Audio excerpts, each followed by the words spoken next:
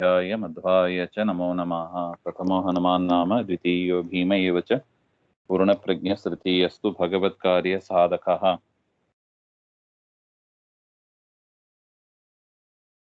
आपादमौलिपर्यन्तं गुरूणामाकृतिं स्मरेत् तेन विघ्नाः प्रणश्यन्ति सिद्ध्यन्ति च मनोरथाः। ಶ್ರೀ ಗುರುಭ್ಯೋ ನಮಃ. ಶುಭಾ ಪುಸ್ತಕದಲ್ಲಿ 22ನೇ ಪಾಠ, ಪೇಜ್ 108 ಅಲ್ಲಿ ಇದೆ. ಪ್ರಯೋಗ ಹಾಗೆ ಅಂತ. ಪ್ರಯೋಗ ಅಂದ್ರೆ ಧಾತುವನ್ನ ಯಾವ ಅರ್ಥದಲ್ಲಿ ಯೂಸ್ ಮಾಡ್ತಾ ಇದ್ದಾರೆ ಎನ್ನುವ ವಿಚಾರವನ್ನ ತಿಳಿಸಿಕೊಡತಕ್ಕದ್ದು ಒಂದು ವ್ಯಾಕರಣದ ಪಾಠ ಇದು. ಧಾತುವನ್ನ 3 ವಿಭಾಗವಾಗಿ ಮಾಡ್ತಾರೆ. ಕರ್ತರಿ ಪ್ರಯೋಗ, ಕರ್ಮಣಿ ಪ್ರಯೋಗ, ಭಾವೇ ಪ್ರಯೋಗ ಹಾಗೆ ಅಂತ. ಧಾತುವನ್ನ 3 ಅರ್ಥದಲ್ಲಿ ಬಳಸ್ತಾರೆ. ಏತೇಷು ಪ್ರಯೋಗೇಶು ವಾಕ್ಯೆ ಕರ್ತೃಪದಂ ಕರ್ಮಪದಂ ಕ್ರಿಯಾಪದಂ ಚ ಕಥಂ ಭವಂತಿ ಇತಿ ಕೋಷ್ಟಕೇನ ಜ್ಞಾತವ್ಯಂ. ಒಂದು ವಾಕ್ಯ ಅಂತ ಆಗಬೇಕು ಅಂದ್ರೆ ಕ್ರಿಯಾಪದ ಇರಬೇಕು. ಕ್ರಿಯಾ ಅಂದ್ರೆ ಕೆಲಸ, ಕರ್ಮ ಅಂತ ಅರ್ಥ. ಕ್ರಿಯಾ ಅಂದ್ರೆ ಕಾರ್ಯಗಳು ಇಟ್ಕೊಳ್ಳೋಣ. ಇಂಗ್ಲಿಷಲ್ಲಿ ಬರ್ಬ್ ಅಂತ ಕರೀತಾರೆ. ಆ ಕ್ರಿಯೆಯನ್ನ ಮಾಡಿದವರನ್ನ ಕರ್ತೃ ಅಂತ ಕರೀತಾರೆ. ಉದಾಹರಣೆಗೆ ರಾಮಃ ಗಚ್ಚತಿ ಅಂತ ಒಂದು ವಾಕ್ಯ. ಅದರಲ್ಲಿ ಗಚ್ಚತಿ ಎಂಬುದು ಕ್ರಿಯಾಪದ. ಯಾರು ಆ ಕ್ರಿಯೆಯನ್ನ ಮಾಡಿದ್ದೋ ಅವರು ಕರ್ತೃ. ಗಚ್ಚತಿ ಎನ್ನುವ ಕ್ರಿಯೆಯನ್ನ ಮಾಡಿದವರು ಯಾರು ಯಾರು ಎನ್ನುವ ಪ್ರಶ್ನೆಗೆ ಉತ್ತರ ಅದು ಕರ್ತೃ. ಯಾರು ಮಾಡಿದ್ದು? ರಾಮ ಮಾಡಿದ್ದು. ರಾಮಃ ಗಚ್ಚತಿ ಹಾಗೆ. ಇದು ಕರ್ತೃಪದ. ಇನ್ನು ಕರ್ಮಪದ, ರಾಮನು ಯಾವುದನ್ನು ಕುರಿತು ಹೋಗ್ತಾನೆ? ವನಂ ಪ್ರತಿ ಗಚ್ಚತಿ. ರಾಮಃ ವನಂ ಗಚ್ಚತಿ. ರಾಮನು ವನಕ್ಕೆ ಹೋಗುತ್ತಾನೆ. ಯಾವುದನ್ನು ಏನನ್ನು ಎನ್ನುವ ಪ್ರಶ್ನೆಗೆ ಯಾವ ಪದದಿಂದ ನಾವು ಉತ್ತರವನ್ನ ಹೇಳ್ತೀವೋ ಅದು ಕರ್ಮಪದ ಅಂತ ಇಂಗ್ಲಿಷಲ್ಲಿ ಆಬ್ಜೆಕ್ಟ್ ಎಂದು ಕರೀತಾರೆ. ಇಲ್ಲಿ ರಾಮ ವನಕ್ಕೆ ಯಾವುದಕ್ಕೆ ಹೋಗ್ತಾನೆ? ವನಕ್ಕೆ ಹೋಗ್ತಾನೆ. ಅದರಿಂದ ವನಂಬಾದು ಆಬ್ಜೆಕ್ಟ್ ಅಂದ್ರೆ ಕರ್ಮಪದ ಅಂತ ಆಯ್ತು. ಈ ರೀತಿಯಾಗಿ ಒಂದು ವಾಕ್ಯ ಅಂತ ಆಗಬೇಕಂದ್ರೆ ಸಾಮಾನ್ಯವಾಗಿ 3 ಪದ ಇದೆ: ಕರ್ತೃಪದ, ಕರ್ಮಪದ, ಕ್ರಿಯಾಪದ ಹಾಗೆ ಅಂತ. ಈ ಪ್ರಯೋಗವು ಕೂಡ 3 ಇದೆ: ಕರ್ತರಿ, ಕರ್ಮ, ಭಾವೆ ಹಾಗೆ ಅಂತ. ಕರ್ತರಿ ಪ್ರಯೋಗ ಅಂದ್ರೆ ಏನು? ಕರ್ತೃಪದ ಪ್ರಧಾನವಾಗಿ ಇದ್ದರೆ ಅದನ್ನ ಕರ್ತರಿ ಅಂತಾರೆ. ಕರ್ಮಪದ ಪ್ರಧಾನವಾಗಿದ್ದರೆ ಅದನ್ನ ಕರ್ಮಣಿ ಅಂತಾರೆ. ಇನ್ನು ಭಾವೇ ಪ್ರಯೋಗ, ಅದು ಕರ್ಮಪದ ಇಲ್ಲದೇ ಇರುವ ಧಾತುವು ಬಂದಾಗ ಆಗ ಭಾವೇ ಪ್ರಯೋಗ ಅಂತ ಇದೆ. ಅದನ್ನ ಒಂದು ಉದಾಹರಣೆ ನೋಡ್ರೆ ಅರ್ಥ ಆಗ್ತದೆ. ಒಟ್ಟು 3 ಪ್ರಯೋಗ ಅಂತ ಇದೆ: ಕರ್ತೃ ಪ್ರಧಾನವಾದದ್ದು, ಕರ್ಮ ಪ್ರಧಾನವಾದದ್ದು. ಕರ್ತರಿ ಪ್ರಯೋಗ, ಅದರಲ್ಲಿ ಕರ್ತೃಪದ ಯಾವ ವಿಭಕ್ತಿಯಲ್ಲಿ ಇರಬೇಕು? ಪ್ರಥಮಾ ವಿಭಕ್ತಿ. ಕರ್ತರಿ ಪ್ರಯೋಗ ಕರ್ತೃಪದಂ, ಆ ಟೇಬಲ್ ಅಲ್ಲಿ ಕೊಟ್ಟಿದ್ದಾರೆ ನೋಡಿ, ಕೋಷ್ಟಕ ಅಂದ್ರೆ ಟೇಬಲ್ ಅಲ್ಲಿ ಕೊಟ್ಟಿದ್ದಾರೆ. ಕರ್ತೃಪದಂ ಪ್ರಥಮಾ ವಿಭಕ್ತಿ, ಕರ್ಮಪದಂ ದ್ವಿತೀಯ ವಿಭಕ್ತಿ. ಕರ್ಮಪದ ದ್ವಿತೀಯ ವಿಭಕ್ತಿಯಲ್ಲಿ ಇರುತ್ತದೆ. ಕ್ರಿಯಾಪದ ಪರಸ್ಮೈ ಪದ, ಆತ್ಮನೇ ಪದ ಅದುವಾಗಿ ಸೇರಿ ಇರಬಹುದು. ಕರ್ತೃಪದವನ್ನು ಅನುಸರಿಸಿ ಇರುತ್ತದೆ. ಈಗ ನಾವು ನೋಡಿದ್ದೀವಿ, ರಾಮಃ ವನಂ ಗಚ್ಚತಿ. ಗಚ್ಚತಿ ಎಂಬುದು ಕ್ರಿಯಾಪದ ಪರಸ್ಮೈಪದಿ. ಕರ್ತೃಪದ ರಾಮಃ ಹಾಗೆ. ಯಾವುದಕ್ಕೆ ಹೋಗ್ತಾನೆ? ವನಕ್ಕೆ ಹೋಗ್ತಾನೆ.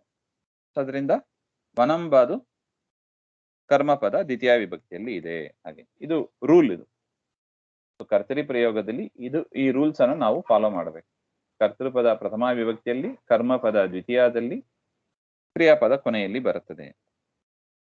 ಅದೇ ರೀತಿಯಾಗಿ ಕರ್ಮಣಿ ಪ್ರಯೋಗದಲ್ಲಿ ಕರ್ತೃಪದ ತೃತೀಯ ವಿಭಕ್ತಿಯಲ್ಲಿ ಇರುತ್ತದೆ. ಕರ್ತೃಪದ ತೃತೀಯದಲ್ಲಿ ಇರುತ್ತೆ. ಕರ್ಮಪದ ಪ್ರಧಾನ ಆಗಿರೋದ್ರಿಂದ ಪ್ರಥಮ ವಿಭಕ್ತಿಯಲ್ಲಿ ಇರುತ್ತೆ. ಕರ್ಮಪದ ಪ್ರಥಮ ವಿಭಕ್ತಿಯಲ್ಲಿ ಇರುತ್ತೆ. ಕ್ರಿಯಾಪದ ಯಾವುದನ್ನ ಅನುಸರಿಸ್ತದೆ? ಕರ್ಮಪದವನ್ನ ಅನುಸರಿಸ್ತದೆ. ಕರ್ಮ ಪ್ರಧಾನ ಆಗಿರೋದ್ರಿಂದ ಕರ್ಮಪದವನ್ನು ಅನುಸರಿಸ್ತದೆ.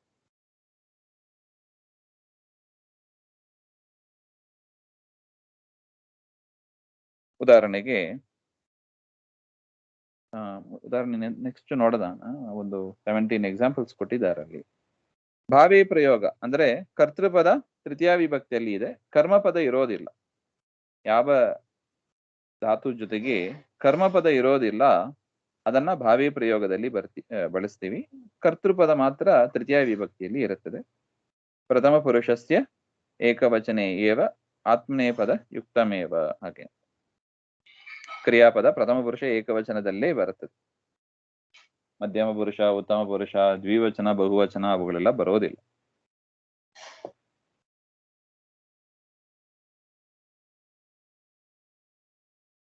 ಈಗ ಏನ್ ಮಾಡಬೇಕು, ನಾವು ಈ ರೂಲ್ಸ್ ಅನ್ನ ತಿಳ್ಕೊಂಡು ಅದನ್ನ ನಾವು ಅಪ್ಲೈ ಮಾಡಬೇಕು.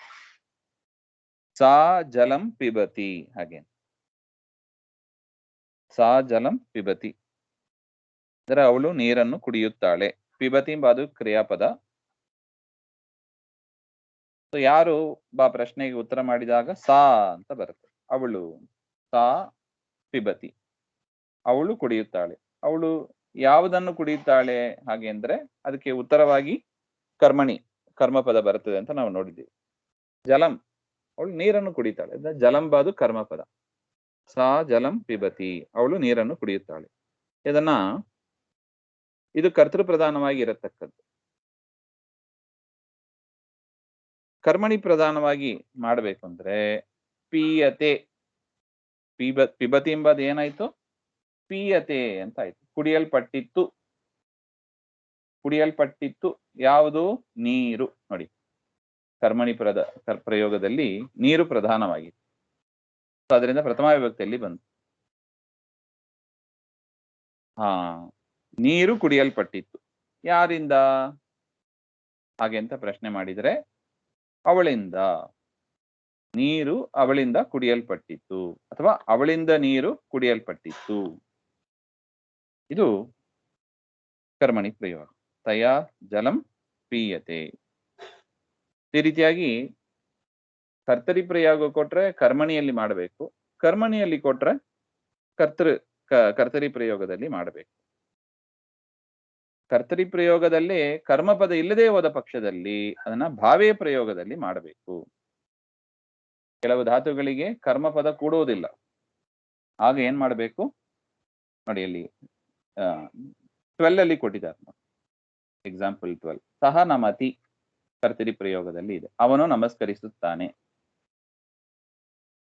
ತೇನ ನಮ್ಯತೆ, ಅವನಿಂದ ನಮಸ್ಕರಿಸಲ್ಪಟ್ಟಿದೆ. ಆತರ. ಸೂರ್ಯ, ಇನ್ನೊಂದು ಉದಾಹರಣೆ ನೋಡೋದಾದ್ರೆ ಸಾಮಾನ್ಯವಾಗಿ ಹೇಳೋದು ಸೂರ್ಯ ಉದಯತಿ, ಸೂರ್ಯನು ಉದಯಿಸ್ತಾನೆ. ಯಾವುದನ್ನು ಎನ್ನುವ ಪ್ರಶ್ನೆಲೆ ಕೊಡೋದಿಲ್ಲ ನೋಡಿ, ಅದು ಸೂರ್ಯ ಉದಯತಿ ಹಾಗೆ ಇರ್ತದೆ. ಅದಕ್ಕೆ ಕರ್ಮಪದ ಸೇರ್ಸಕ್ಕೆ ಬರೋದಿಲ್ಲ.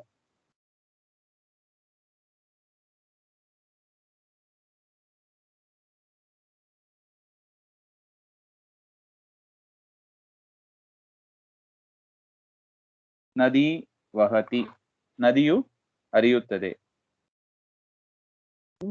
ಅಷ್ಟೇ. ಯಾವುದನ್ನು ಆ ಪ್ರಶ್ನೆ ಎಲ್ಲ ಬರೋದಿಲ್ಲ ಅದು.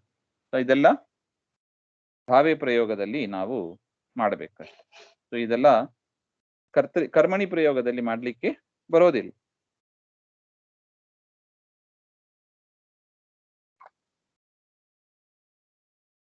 ನೋಡಿ, ಗಣೇಶಃ ಚಿತ್ರಂ ಪಶ್ಯತಿ, ಗಣೇಶೇನ ಚಿತ್ರಂ ದೃಶ್ಯತೆ. ಸೀತಾ ಪದ್ಯಂ ಲಿಖತಿ, ಸೀತಾ ಪದ್ಯವನ್ನು ಬರೆಯುತ್ತಾಳೆ. ಸೀತೆಯ ಪದ್ಯಂ ಲಿಖ್ಯತೆ, ಸೀತೆಯಿಂದ ಪದ್ಯವು ಬರೆಯಲ್ಪಟ್ಟಿತ್ತು.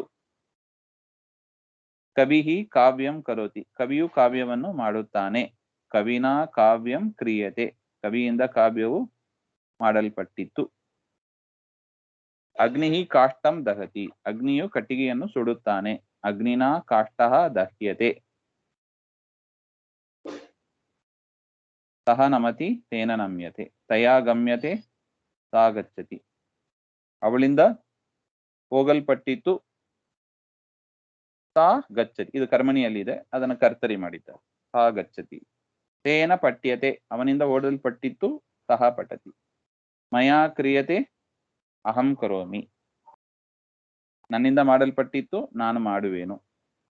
ಸಾ ಗಚ್ಚತಿ ತಯಾ ಗಮ್ಯತೆ, ಬಾಲಕಃ ಕ್ರೀಡತಿ, ಬಾಲಕೇನ ಕ್ರೀಡತೆ. ಸೂರ್ಯಃ ಉದಯತಿ, ಸೂರ್ಯೇನ ಉದ್ಯತೆ. ನದಿ ವಹತಿ, ನದ್ಯಾ ವಹ್ಯತೆ, ನದಿಯಿಂದ ಹರಿಯಲ್ಪಟ್ಟಿತ್ತು. ಆ ರೀತಿಯಾಗಿ ನಾವು ಭಾವೆ ಪ್ರಯೋಗದಲ್ಲೂ ಕೂಡ ಅದನ್ನ ಪ್ರಯೋಗ ಮಾಡಬಹುದು ಅಂತ. ಒಟ್ಟು ಇದು ಪ್ರಯೋಗ. ಅದನ್ನ ಪರಿವರ್ತನೆ ಮಾಡಬೇಕು. ಕರ್ತರಿಯಲ್ಲಿ ಇದ್ದದ್ದನ್ನ ಕರ್ಮಣಿ, ಕರ್ಮಣಿಯಲ್ಲಿ ಇದ್ದದ್ದನ್ನ ಕರ್ತರಿ ಪ್ರಯೋಗದಲ್ಲಿ ಮಾಡಬೇಕು ಅಂತ ಒಟ್ಟು. ಭಾವಿ ಪ್ರಯೋಗ ಇಲ್ಲಿ ಹೆಚ್ಚು ಕಾಣೆ ಇಲ್ಲಿ ಕೊಟ್ಟಿಲ್ಲ. ಇಷ್ಟು ತಿಳ್ಕೋಬೇಕು. ಶ್ರೀ ಮಧ್ವಾಂತರ್ಗತ ಶ್ರೀ ಕೃಷ್ಣಾರ್ಪಣ. ಶ್ರೀ ಹರೇ ನಮಃ.